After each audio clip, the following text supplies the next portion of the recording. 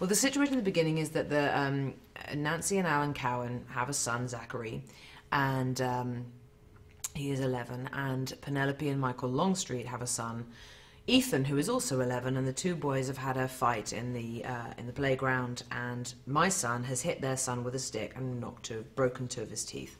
So they are coming together. They have been in Nancy and Alan, my character and Christoph's character. We have been invited to the Longstreet's house to just try and talk this through, to try and figure out a way to get the boys to patch this up, and to just resolve it, come to some level of resolve. But everyone approaches it with a very different opinion, with a very different attitude, and all hell breaks loose. And before you know it, it becomes nothing to do with the boys and their fight, but entirely to do with these two different marriages and the cracks that lie between them. Yes, I did. I saw the Broadway production with James Gandolfini and Hope Davis and Marcia Gay Harden and Jeff Daniels. So yes, I was indeed familiar with it, and it was a brilliant production and incredible performances by all of them, just unbelievable. It's a window on so many of our worlds, you know. It's about parenting, it's about the complexities of parenting, it's about differing opinions about how children should be raised, but more importantly, it's about the great, endless, complex dynamic that marriage truly is. And to have turned it into a comedy in the way that Yasmina did is something that is even more enriching and colourful and enlightening, I think, for everybody, to be able to laugh at ourselves, to be able to make fun of the human condition in this particular context is the thing that I think, no matter what language you speak or which country you're in, or what your personal circumstances are, we've all, as adults, experienced some part of what this play is about. I always love rehearsal. It's always such a pleasure to be able to have. It's such a luxury. Some actors don't like rehearsal very much, but I felt very strongly coming into this that, oh yeah, I'm sure we'll probably rehearse everything. But I didn't realize, I think none of us could have counted on this thing that Roman did, which was to have us all learn the script from start to finish, the entire movie script, like a play, and we staged the whole thing. And I was personally really thrilled that we did that, because it means that when we get onto the set, we all know exactly what our physical positions are, and not only is that helpful to us in terms of where we're at within the story, but it's helpful to Roman because he can structure how he's going to shoot it. And to have had that time together as well, that kind of, you know, it sounds like such a sort of cliche thing to say, but it was a very bonding experience for all of us to be thrown right into the deep end, you know, shocked into, you know, action by Roman suddenly saying, okay, go away this weekend and learn the whole thing, you know.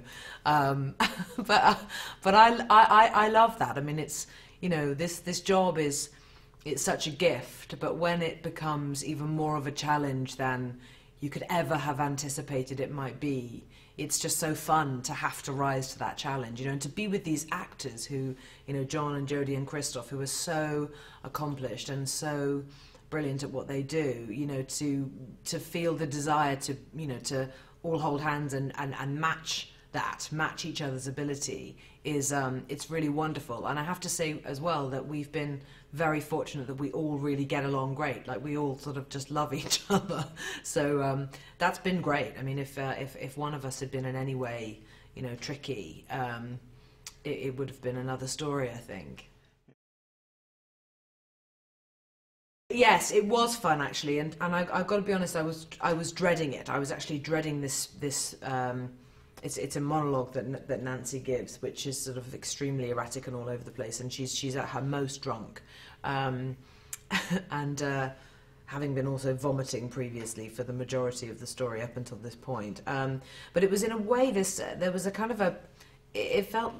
There was sort of a curse over this speech, because it always in rehearsals felt a little bit speechy, and all of us kept commenting on, oh God, how can we make this feel just as though it comes out of absolutely nowhere? And a lot of kind of solving that was, you know, just really relying on Roman's direction, which is always so unbelievably bang on right. But also just restaging some things a little bit to how we had done it in rehearsal. I mean, that's the other great thing about having rehearsed it one way, is that you know what works and what doesn't work.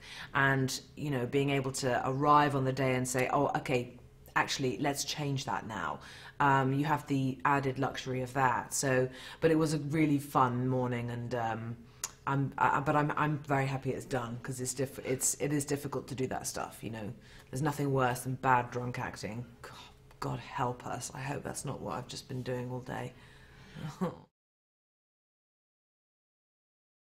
I wasn't remotely surprised. I mean, I think when you know, when when you're told that Roman Polanski is directing the film version of God of Carnage, you really just don't question it, because you know that this is a man who is clearly capable of doing that and has very specific reasons why he wants to do that. And as an actor, you know, all you can ever do is trust entirely in the director's vision and their choices. And, you know, being asked to be a part of this extraordinary cast of people, it's just so flattering. It's, you know, it's one of the greatest honors.